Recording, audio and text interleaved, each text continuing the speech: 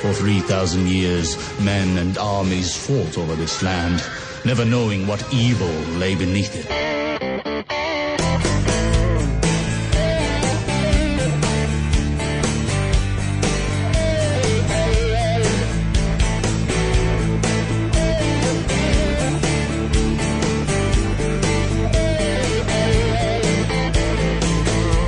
Gonna step up to the microphone, say it loud and clear.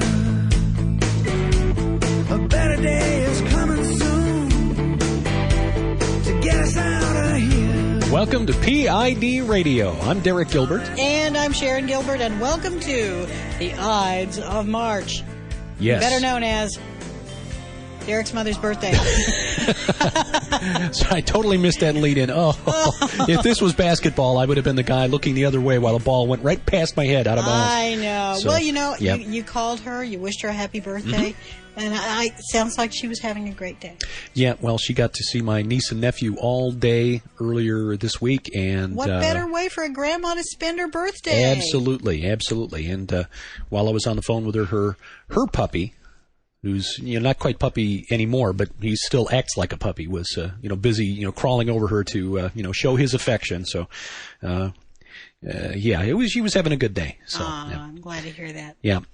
Well, we just got done with an interview with Tom Horn on the Q Files. He's sitting in for Steve Quayle this week on his broadcast. Boy, that was a fun conversation. That was so much fun, and we talked about some really interesting stuff regarding Iran, Iraq, and Osiris. Yeah. So in keeping with those topics, we'll jump right back in. The drums of war continue to beat. President Bush has said that he thinks that some of the components for these IEDs, the improvised explosive devices, are coming into Iraq from Iran.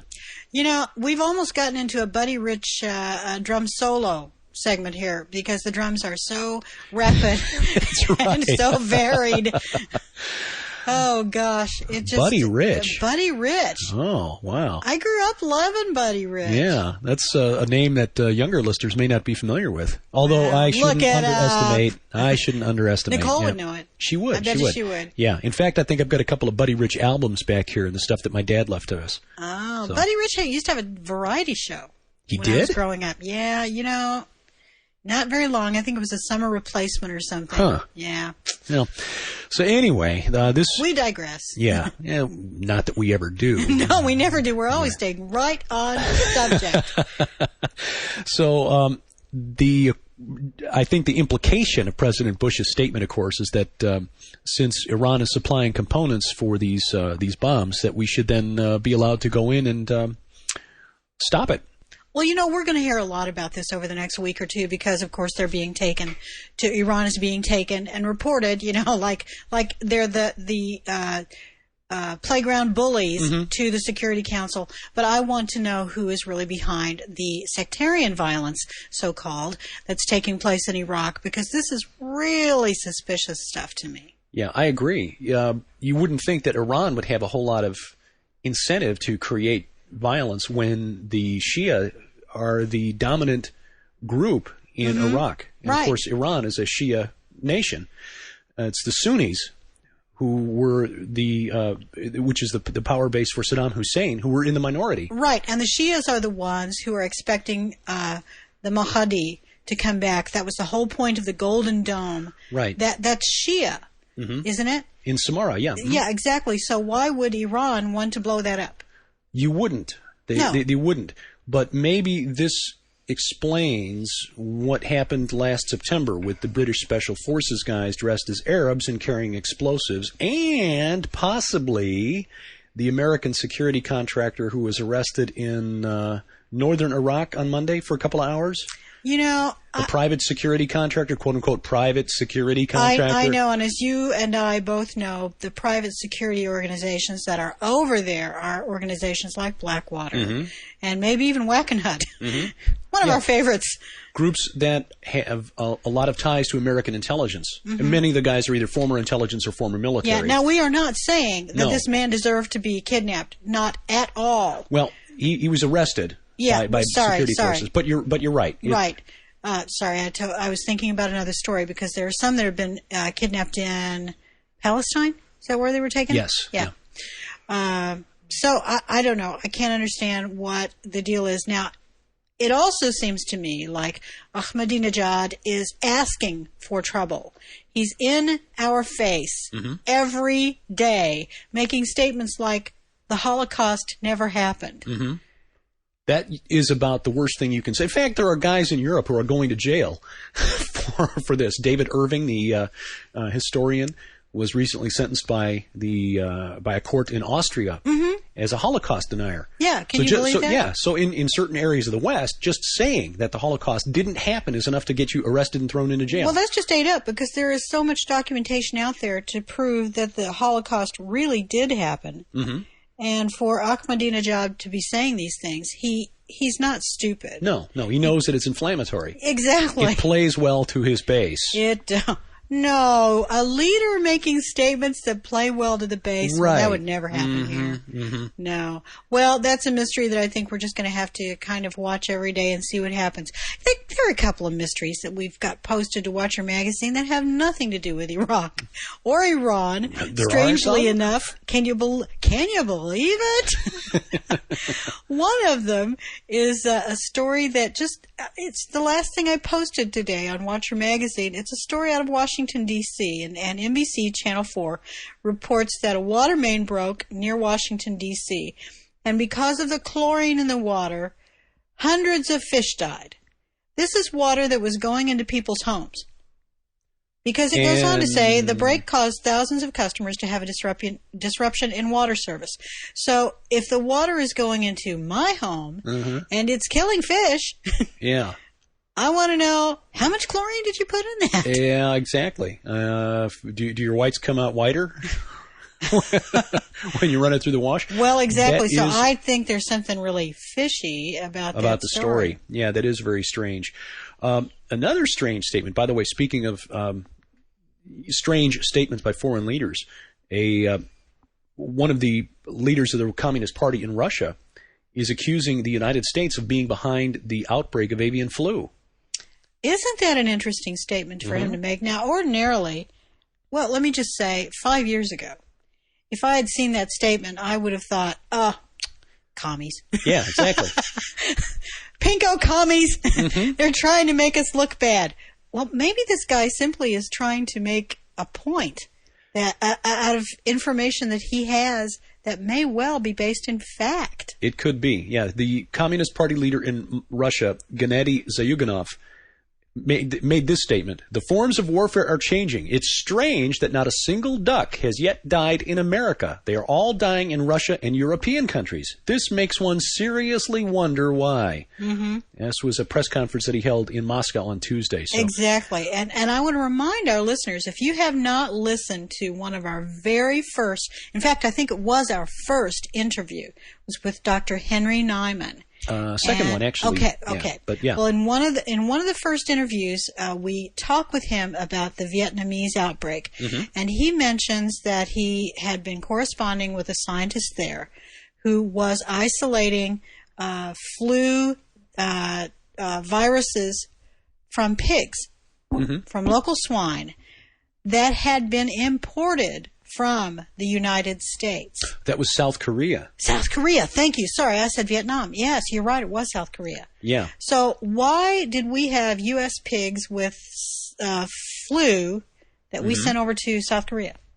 Well, that's a good question. That is a good question. And that's a story that we are still kind of watching because the researcher in South Korea was working on a paper that has yet to be published. And so information about that story is not easy to come by. The thing that was really intriguing about that was that some of the sequences of the virus were very similar to a strain of Spanish flu virus that had been used in laboratory research in England in the 1930s, leading up to World War II. And as I recall, it was a strain that we had here as well. Right. Which makes it very suspect. So it could be that this leader out of Russia has some information to which we are not privy, and he's not simply waving his finger in the air and screaming and yelling for nothing. Yeah, just letting it be known that he knows something and doesn't like it. Yeah. Well, another odd story. This is a day for odd stories. If any of you are taking Ambien to sleep at night, you might want to check your bed in the mornings to find out if you have any candy bar wrappers in there. Because apparently people taking Ambien are getting up in the middle of the night, sleepwalking, and eating. Now, that's that drug that has a commercial with the green moth, the Luna moth flying around in it, isn't it? I can't remember if that's Ambien or not. I always think of the one with the puppies. It talks about you have your natural sleep cycle, and when it gets interrupted, you need pharmaceutical companies to come in and help you out. Anyway, Ambien not only has that problem, but apparently it also has been linked to impairment in drivers. A number of drivers who have been involved in accidents, whether they lived or did not, their blood has been tested, and they have shown that they have Ambien in their system. Wonderful. Could this be, and I don't want to speak out of turn here and make accusations falsely, but we have seen a number of prescription medications over the last couple of years where it has come out after the fact, sadly, that there were unintended and unexpected side effects and consequences. Well, it could be, and I see a lawsuit in the making. In fact, I'm betting that lawyers already picked up on it. Sure, I'll bet sure you're they right. have. You know they have. You will notice, though, when you watch those Ambien ads that they say, don't take Ambien if you cannot get at least 7 or 8 hours sleep. Right. And don't take it for long periods of time. Check with your doctor. All of the legal things that they have to say. Sure. But they don't say... Lock the fridge. Exactly. They don't say anything about that. Hide the ho-hos. Do not put... Krispy Kremes. Krispy Kremes! Well, the path to sainthood for John Paul is being made a little more straight.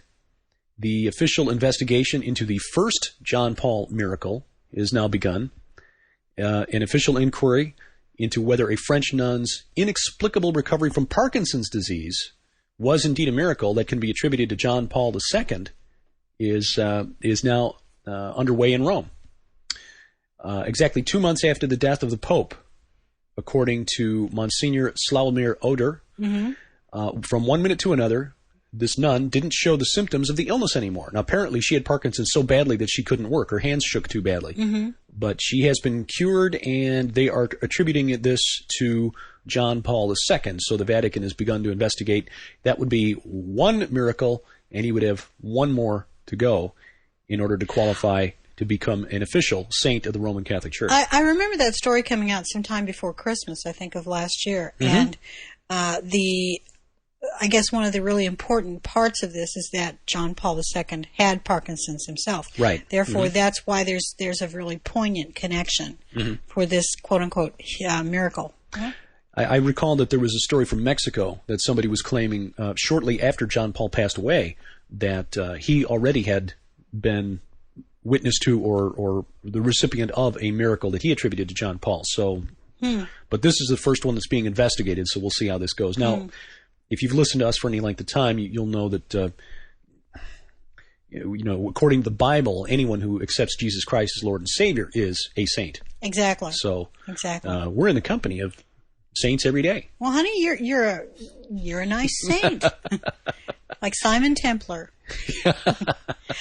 Well, my question to you right now is not so much do you have a saint in your house as do you have a cat or a dog that may have a virus? And it may not be the kind you think it is. Oh, I think is I know your where you're dog going. or cat chipped? Because those RFID chips are apparently vulnerable to viruses. Isn't that interesting? Yeah. I know that this is one way that the RFID tagging concept is being sold to Americans. We'll get them through their pets first, and once we show people how safe it is to chip their pets for ID purposes, that we can track them when they're lost, return them to owner, even if their collars are lost or removed or whatever, then we can begin to sell them on the idea of getting chipped themselves. But yeah, it is interesting that they're finding that these little low-tech RFID, low-power radio transmitters can actually be hacked. This is something we've been talking about all along. Like, duh. Yeah, exactly. Excuse me, but it's a chip. It's a computer chip. And if all you need to program it is a radiomagnetic electromagnetic signal of some sort, one would assume that a bright individual could figure out how to make a portable device to reprogram those chips. Well, here's what I think. I put my hat on. Sharon dishes. Yes, Sharon's dish. It's delicious. You know, the thing about these chips is supposedly they only hold 128 characters of information. That is just practically nothing. Just barely enough to put the name of the company and whatever the item is or something like that, whatever your dog's name is. Viruses probably are bigger than that. Probably. So I guess the thinking was that it didn't hold enough information for a virus to infect it. Therefore, perhaps these chips hold more than we've been told they hold. Yeah, as I understood the article, the guys who are demonstrating this concept are going to show how they can infect a tiny portion of the chip's memory by using as little as 128 characters. So you're right. If they can hold more than that, they could certainly do more damage with that. And I think you're exactly right. We only have the word of the people who are trying to sell us these devices. Yeah, seriously, this is just is a read-only thing. Yeah, it's secure. Well, if you're going to put your medical records on it, you go in for a procedure, they have to somehow update those records on the chip. How do they do that if it's read-only? Answer, it's not read-only. It's not read-only. Yeah, if you're going to have your banking on there, and you know that that's coming too. Oh, the only secure speed pass type system. Just wave your hand over the scanner. Well, you're going to have to update that information from time to time. No. So, yeah, it is a concept that we have employed in our novels because it just only makes sense. And, you know, we're not geniuses. We're not? If we can think of this, it's already been thought of. I'm sure of it. Yeah. So, I've said that for years. If I've thought of it, somebody did it long ago. Right. Well, one last story, and this is going to lead into our Tom Horn interview. Excellent. In fact, we talked about this with Tom very briefly tonight as we were discussing Egypt and Iraq and Iran. And if you haven't listened to that, listen to it on the archives tomorrow. You want to listen to that, go to stevequayle.com. Quayle. Egypt's Sphinx gets a facelift. Needs one, too. There's no nose. It needs more than a nose. It needs lots of stuff. It needs some color. I mean, and come on, these water markings on it. So they take it into style court? Hawass on one side, and I don't even want to think who'd be on the other side. Apparently, they're just going to, spruce it up. And I looked at this, and I thought, well, good for them. That's really nice. Probably needs that. But maybe they're sprucing the Sphinx up because there's something big about to happen. Oh, they want the Sphinx to look really hot. Yeah. Well, leave it to us to put a conspiratorial spin on this thing. But you may well be right, because there have been other plans, notably the plan to put the golden capstone on the Great Pyramid on December 31st of 1999, which fell apart at almost the last minute. Well, I'm going to even have my hat on, even further. Like 2 hats. Call me Sharon Two Hats. The rabbit ears tinfoil hat. And it really hits, my hat fits kind of funny now because my hair is extremely short. And I'll just let you think about that because we'll tell you about that. More on the hair tomorrow. But maybe this is to cover other activity taking place in the Sphinx. That could be. If we say we're sprucing up the Sphinx, then we don't have to explain why all these people are around there. Exactly. We've got scaffolding all over the place and workmen going here and there. No one's going to notice the couple guys that slip into the tunnel at the backside of the Sphinx. Yeah. Yeah, it is interesting. And again, as Sharon mentioned, we did talk about this with Tom Horn tonight on on the Q-Files broadcast, because there are a lot of New Age religions and beliefs that focus on something being discovered or unveiled at Giza, around the Great Pyramid, or the Sphinx, or both. And all you have to do is go to Richard Hoagland's website, the Enterprise Mission website, to see how he ties that together with Mars and all of these connections that are supposed to mean that something important to us today on a spiritual level is centered on Giza. Well, you know what? For those of you who perhaps listen to Tom Horn and the two of us discussing things earlier, and you just can't get enough of Tom Horn. Well, here's part 2 of the interview that Derek did with Tom just last week. Well, Thomas, we finished up yesterday. We were talking about your keynote speech before the National Religious Broadcasters Association and how that went over like a lead balloon. Sharon was at the NRB a couple of years ago, and we've attended a couple of conventions now of the Christian Bookseller Association for the novels that we write and so forth. And I will tell you, there are a lot of wonderful people at in those gatherings, and it is a real blessing to get together and exchange thoughts and encourage one another and pray and so forth. But there's an awful lot of commerce going on there as well. And one of the things, yeah, go ahead. And I was going to say, do you get the same sense then that what we're seeing in this dominion theology is more about power and the exercise of it in the earthly kingdom than it is about glorifying God? Oh, yeah, definitely. But what I would say is that a large number of the people, well, like I say, I think I'm a pretty good guy. And it was never my ambition to dominate the world, you know what I mean, to take over planet Earth. And I bought into a lot of what was being said at the time because, you can essentially make the Bible say or justify anything you want it to if you're clever enough. And if heresy is easy to detect when it's blatant.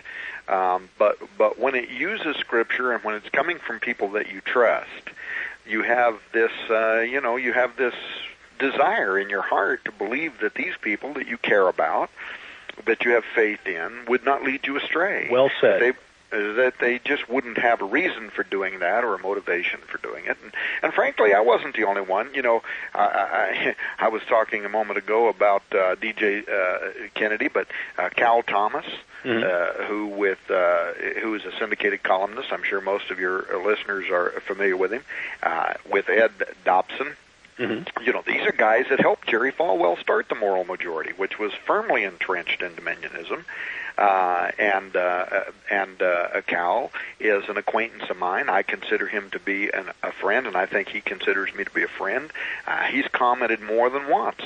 He's emailed me more than once on Raiders News Update articles, and he's written little ditties for some of my articles to be published. And in fact, he provided a written praise for my new book, The Ahriman Gate, which he allowed to be published.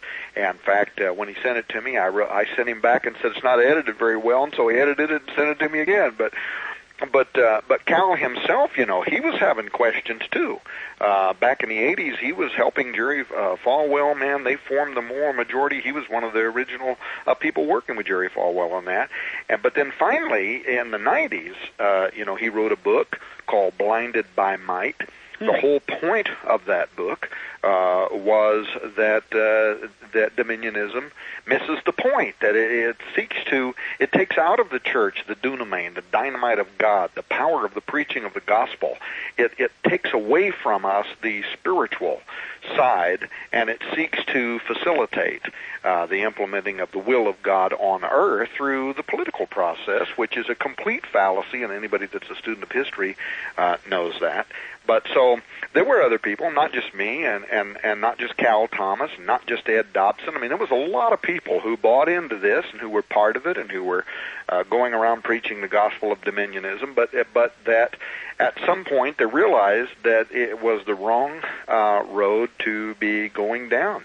And, so they split with that movement. I split with that movement. And I still have friends in that circle, some of them very close. Michelle Pitzer, who is part of the worship team, leads the worship team for Joyce Myers, which is probably right now one of the largest, ministries in the world. Just a stone's throw from here, by the way. Yeah, I mean, but Michelle owns a studio there, in not too far probably from where you live. Mm-hmm. But her parents live here in my state. Very good friends of mine. We go to dinner. We went to dinner last week. Went to Chevy's Mexican restaurant last week. One of our favorite places. But I mean, these are friends of mine. Jeff McLaughlin at Run CCMNI got Twyla Paris started. Mm-hmm. He's a friend of mine.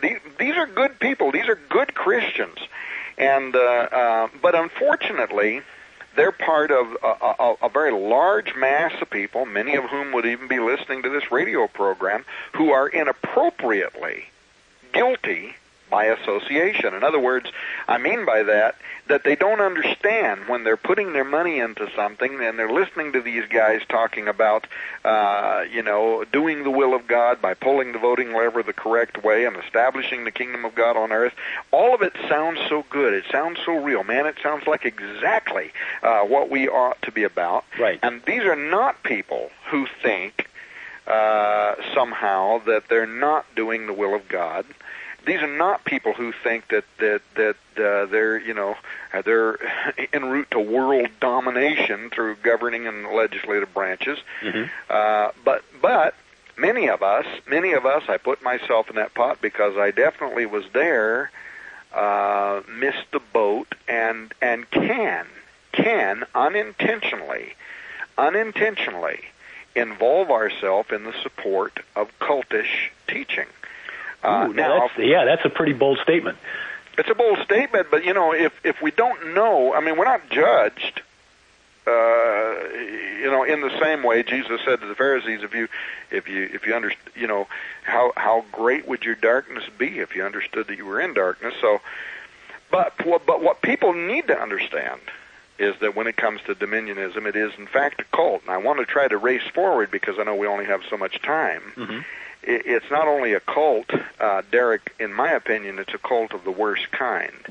And that was what I started becoming concerned with back in the 1980s. I've been concerned with it ever since. When I finally decided to walk away, and I have to tell you, it concerns me. The whole idea of it concerns me now more than ever before. I'm actually thankful that the Jerusalem Post either printed something that was true and then denied, or inadvertently printed something that never was true last week, because it brought us to a subject that I think has a lot to do with where we're at in the world right now. It has a lot to do with where we're at in the church. It has a lot to do with where we are in the administration.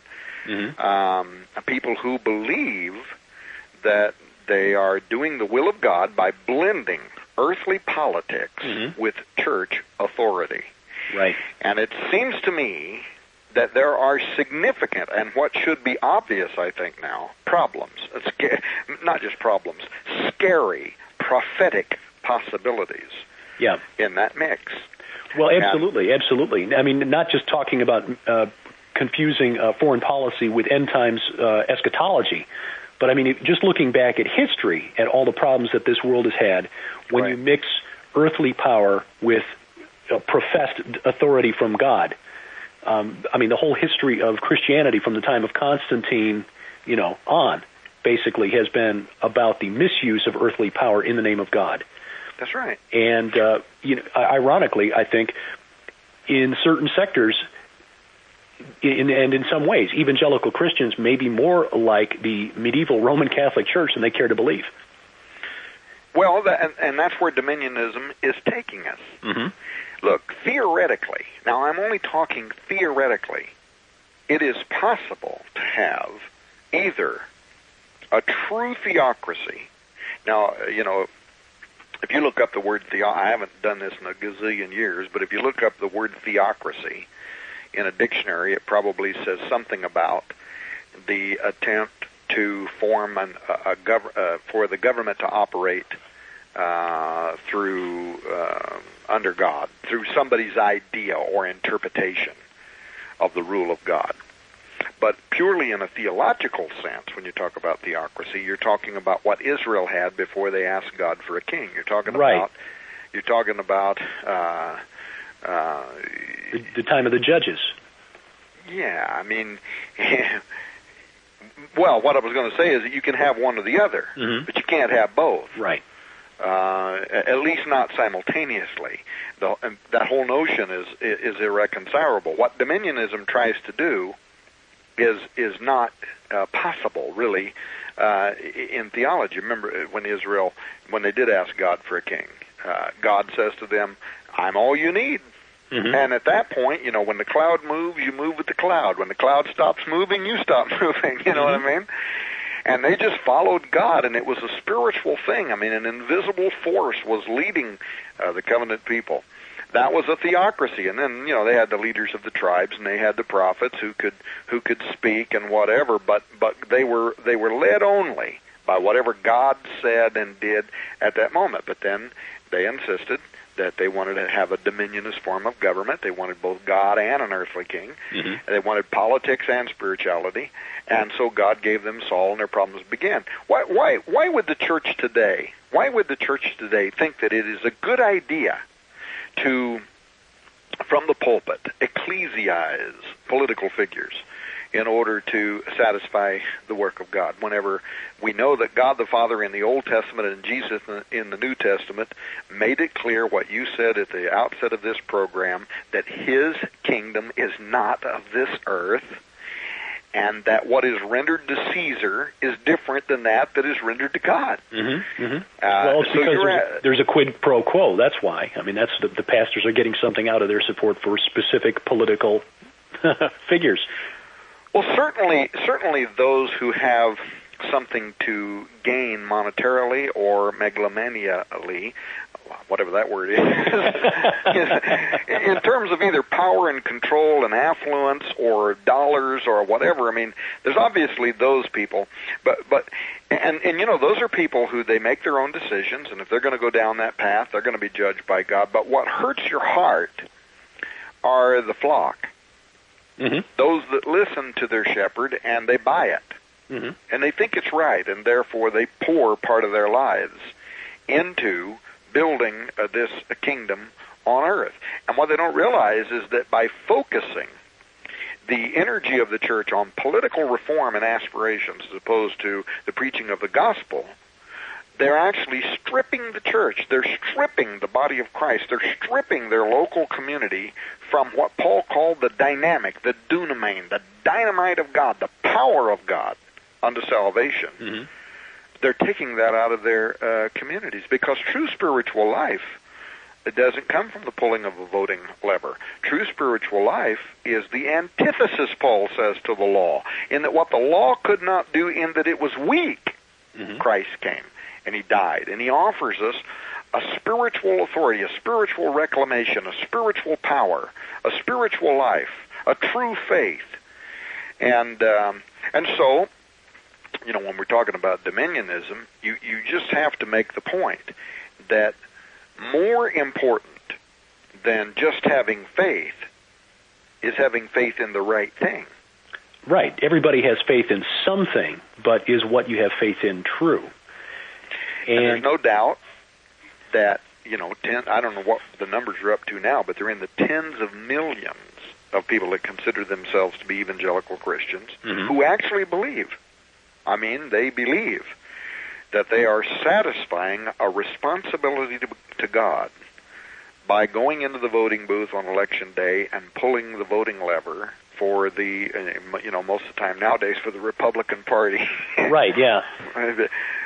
But now, and like I said earlier, I believe that voting is a privilege. In fact, in America, I can buy that it is a duty. Mm-hmm. But that doesn't have anything, or at least very little, to do with the preaching of the gospel, mm-hmm. or the fulfilling of the Great Commission. And anybody who disputes that, any dominionist that wants to dispute that, I would challenge to show me the precedent in the life of Christ or in His disciples or the New Testament church in the book of Acts. Show me where they practiced or taught that voting and politicking, making yourself part of the local political process, was the method for satisfying the Great Commission. That's baloney. Well, exactly. No, you're exactly right. He told the 70 when he sent them out, go to the towns and preach, and if they won't listen to you, leave and shake the dust from that town's dust from your sandals as a reproach on your way out of town. And that's the problem with Dominionism, because Dominionism actually seeks to stealthily establish a state church, a federal church. You're right. Pat Robertson, because he's an attorney, he knows that the First Amendment to the Constitution under the Establishment Clause would never allow the U.S., unless we change it, would never allow the U.S. government to create a federal church outright.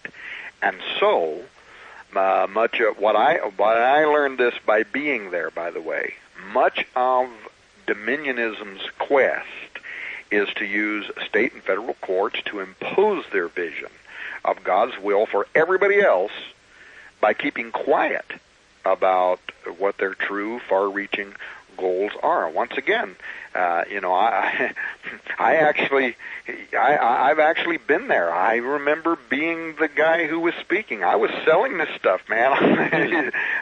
I was selling my books, but I had the brochures all over my tables as the crowds were being told to be careful, be friendly, don't push your ideology, at least not at the early points in time. We need to get our people in power. I'm not kidding you, Derek. No, I have done enough research on it to know that to have learned that this is a belief that is being that guides the actions of those who believe that the political system and the courts are the means to enact God's will here on earth. That's right. And once we have our people in position at the, everything from school boards to the federal courts, when they're in place, then we can affect the laws which guide, the rule of law. We can affect the rule of law on every level. And once we've done that, of course, we can impose biblical morality on people, whether they want it or not. Now that a lot of that sounds fine and dandy, but it certainly is far outside of the gospel that was preached by Christ. Look, I remember in the late 1980s, and Pat Robertson was involved with this, and he had a memo to the Iowa Republican County Caucus, and it was being passed around to different select people at that time. It was a memo that was, and you could probably look this up on the internet, I bet you anything that is still in print. It was called How to Participate in a Political Party. And in that memo, he actually wrote, rule the world for God. But here's what he said. Now, he said, give the impression that you are there to work for the party. Don't push your ideology yet. Hide your strength. He actually said that. Don't flaunt your Christianity. Because he said Christians need to get into leadership positions, and especially at the highest level, because party officials control political parties, and so it's important that Christians get into the controlling factions, have a majority of leadership positions wherever it's possible. Well, Derek, besides what at that time started bothering me about the deceptive nature of what we were doing, it misses the point. It doesn't even really matter that it was deceptive. It completely misses the point that the pilgrims, that you brought this up either a moment ago or offline in between while we were doing these programs.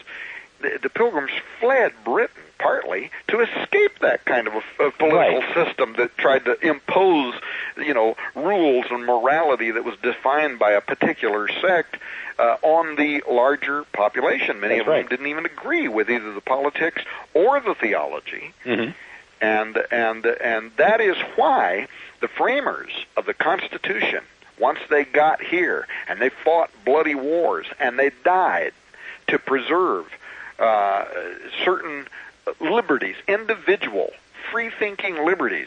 They fought and they died for it because they believed that it was definitely the model of Christ. It was definitely the model of God himself, who doesn't breach free moral agency. And so they wrote the Constitution, they wrote the Bill of Rights, and they were careful to take steps to protect the individual, whether they're part of the majority or the minority, to protect them from a belief system, from religious mandates being handed down from a federal judiciary whose decisions might either be in support of or against statements of faith. It was actually Thomas Jefferson, by the way, who wrote, and you might remember this because you're a student of history, but he wrote to the Danbury Baptist Association. Right.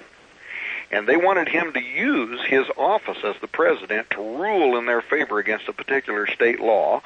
And he wrote back that he would not do that because there was a wall of separation between church and state. And he wanted them to know that it was important that the federal government not take the position of favoring a particular religious ideology.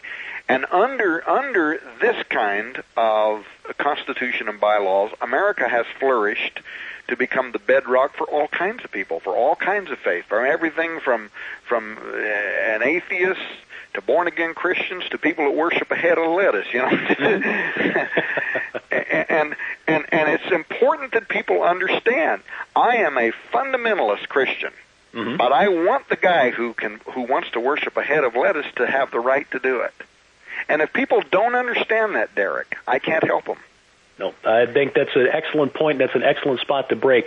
You mentioned something, though, that I want to get into next time, and that is your statement that this theology, this dominionist theology, is providing the doormat for the appearance of the Antichrist. So we'll talk about that when we continue with our guest, Tom Horn, tomorrow on PID Radio. Well, that wraps up part 2. Part 3 is going to be tomorrow. You don't want to miss that, folks. No. Got to admit, Tom's got some guts. I went back and I listened to the first part of the interview this afternoon, and just hearing him tell about standing up in front of the National Religious Broadcasters annual convention as a keynote speaker, holding up the book by Pat Robertson and saying, this is opening the door for the introduction of the Antichrist. I know. I can just imagine. Look, I have been at that convention. I know what that convention's like. Money. Oh, boy, that is the truth. I went to that convention a couple of years ago, and I called Derek from there. And I said, honey, this is not at all what I expected. I expected to get here and, find like a pitch-in supper. And, it was going to be just good time, Charlie. These people are serious. Yeah. It was a sea of black suits and cell phones. These people are business people. Yeah. Now, we don't begrudge people making a living. No. And especially if they've been given a gift to broadcast or whatever. It's just a very fine line that has to be walked. Yeah. And this applies to any business that you're in. But it's especially dangerous, I think, when you're doing it in God's name. Yeah. So, our prayer is that should that temptation ever be thrown in front of us, that we'll be properly guided. Thankfully, that hasn't happened yet. So, you know what? I think if we ever start acting uppity, if somebody will just start throwing Krispy Kremes at me, I'll dive on them and start eating them. So, all of my dignity will be lost right there. I have a suspicion that a few of the folks in our Peering into Darkness forum would be the first to tell us when we start. And thankfully, and that is rightfully so. They yeah. would, and that's exactly what we expect from good brothers and sisters in Christ. Well, keep in mind the forum is always open for your comments or questions, or just to kick around ideas that occur to you. We've started now a Bible study where we're going to go through a chapter a week, and right now we're working on the first chapter of the Gospel of John. Interesting ideas. In fact, I posted something that just occurred to me, and I've got to go back and read, how this has been followed up on. But scientists have discovered that the body actually emits photons, emits light. And we were talking about that. It's really cool. Yeah, it is. And when you consider the imagery that John employed in his gospel, all through the gospel and his letters, about the contrast between light and darkness, and then one of the verses in John is that brain blanking out. I'm sorry.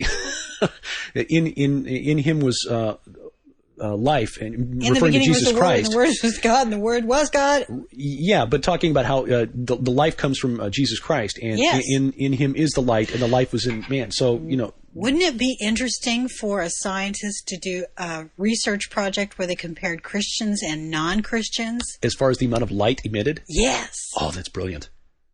Ooh, okay. Well, we've got homework to do now. Yes, we do. Well, you got to go to the forum because it is open 127 hours a day. That's right. It's open 24/7, 365. And if you're taking Ambien and you wake up in the middle of the night and you want a snack, go to the forum because it's fat-free. That's right. And, of course, we always are happy to take your emails and questions and comments there. radio@peeringintodarkness.com. That's right. Well, I think we're going to have to quit for now because we've just blathered too much, and I'm hungry. I've talked about food way too much. So it's either food or Ambien. I don't know. One or the other. Until tomorrow, I'm Derek Gilbert. I'm Sharon Gilbert. Have a great evening, everybody. Gonna step up to the microphone, say it loud and clear. A better day is coming soon.